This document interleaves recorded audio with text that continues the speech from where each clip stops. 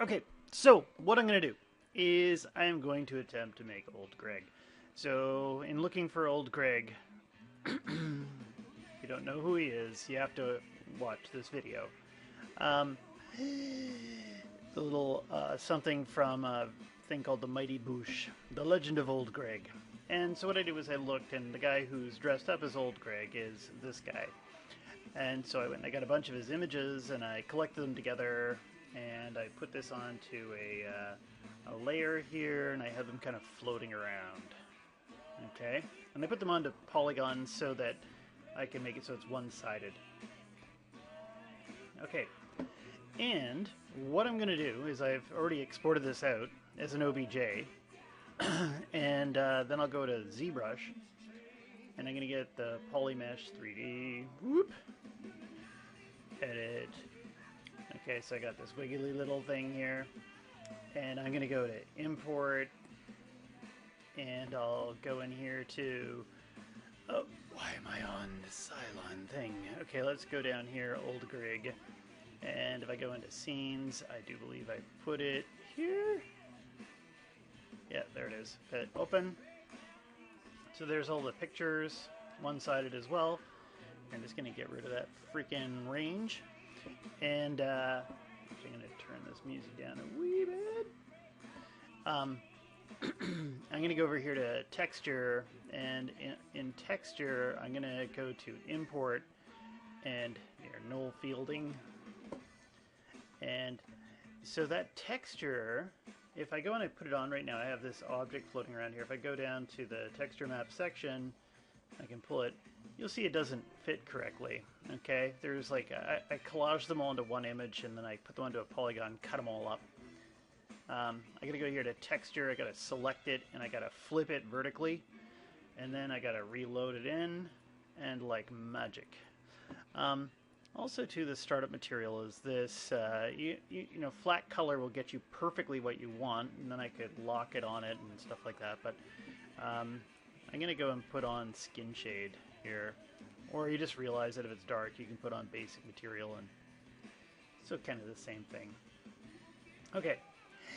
So, something else you want to do is I've noticed that if you keep this one as your top subtool here, you're going to have a problem. So I probably should have made a duplicate of the star to begin with. I'll just get another star. Don't even need to make that paintable mesh or anything like that. And if I go to append, oops, smoking crack. Append, put this on. Okay, great. And then I'm just going to hide this thing. The reason being that I've noticed that if you have this one on the very top, your symmetry won't work correctly. Okay, it'll act funky. And so now I can go in here and I'll append on, let's see, to start off with, how about a sphere 3D? This one's really big, so I'm just going to go to scale, and I'll scale it down. I'm on the wrong tool. You can make this other one bigger if you want to. Let's make sure I flip down to this thing, scale it down. Okay. Here, pull it forward here a bit. I maybe should have pushed those images back a little bit further. And also, even if I went and I changed them and I made them a little bit bigger. Right? I can do it either a couple of different ways. Anyway, let's go back to this. And then, as I'm making this, I could go in here and use my draw, and I can make sure that X has been hit, so I got symmetry on here.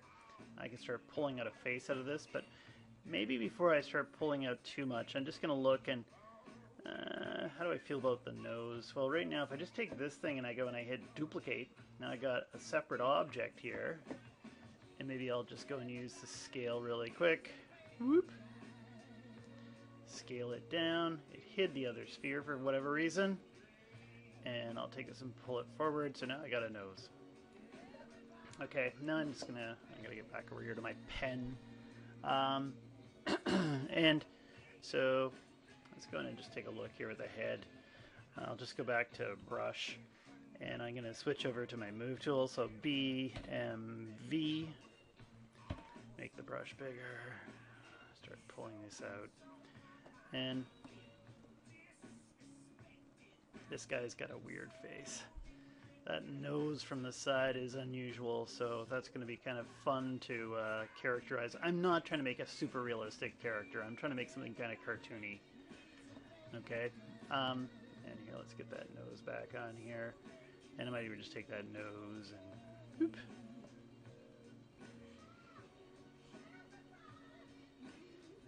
And then afterwards, when I put all the makeup on, that'll be the fun part.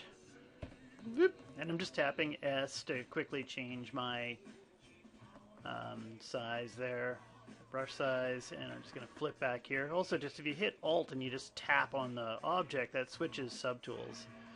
Okay, so it makes things a little bit faster. And I've got the move tool on. I'm going to pull back in some eye socketry. And I'm going to be doing a lot of, now we're looking at Xavier, Renegade Angel. And,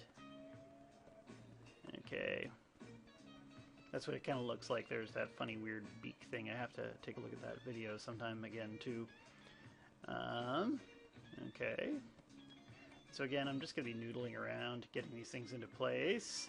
Something else I might consider adding, oops, and Alt, Tab, there we go, is before I get too involved in this, it's always good to get eye sockets in early too, eyeballs. So let's go over here and I'll just go in and I'll append an eyeball, append, and it automatically turns it into a sphere. Great. Switch over here, switch to my scale, maybe scale this down, grab my move tool. If I hold down Shift, it'll snap to the various directions. Maybe it needs to be a bit smaller. Okay.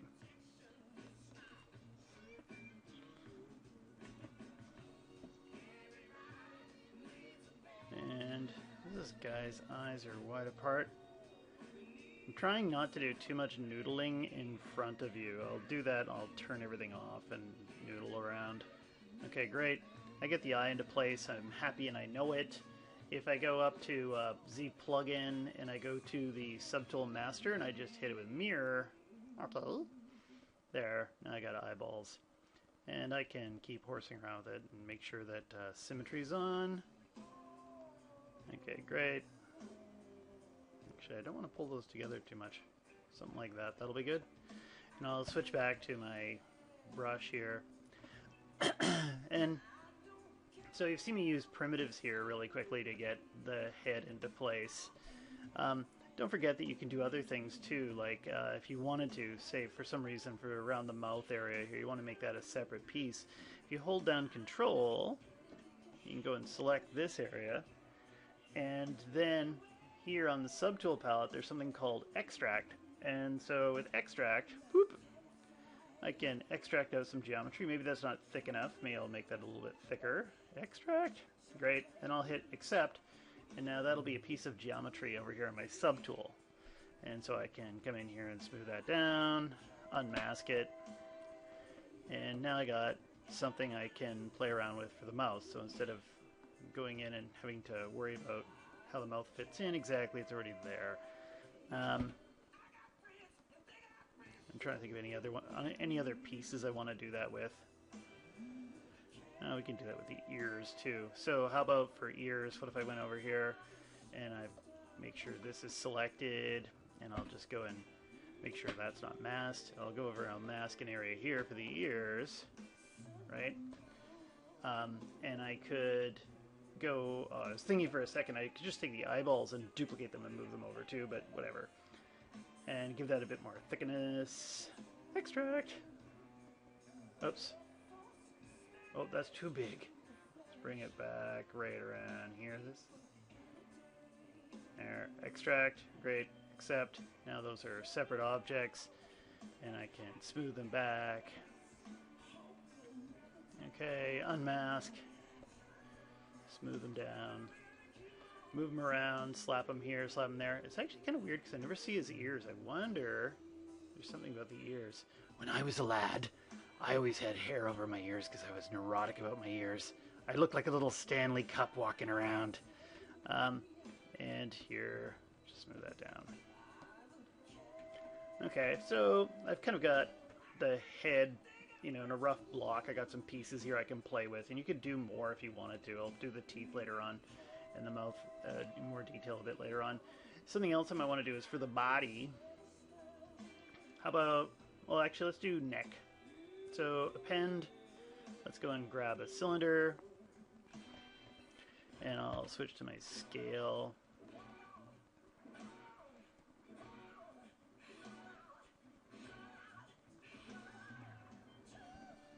And actually, I just gotta find that spot that I want. Okay, something like this.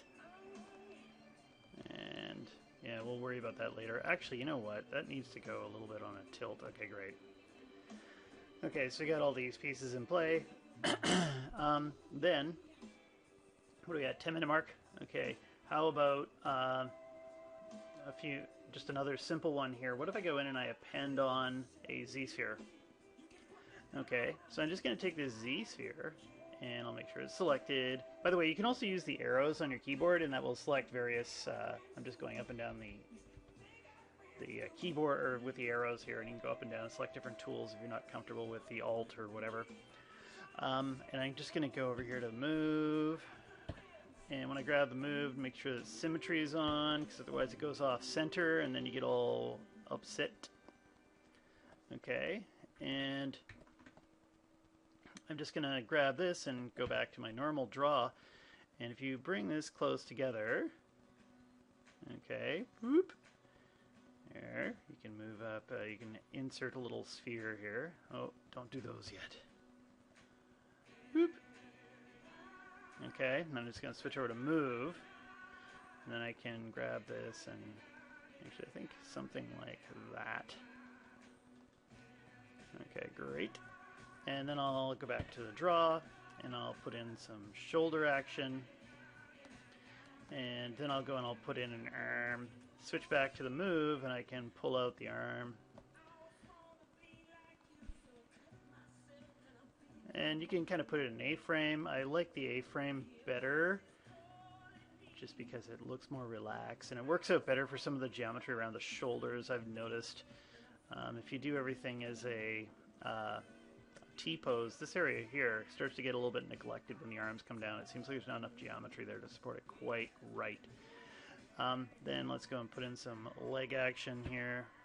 Leg action! And then I'll go in here and I'll put in another one. There's my toe. Switch to my move tool. Whoop!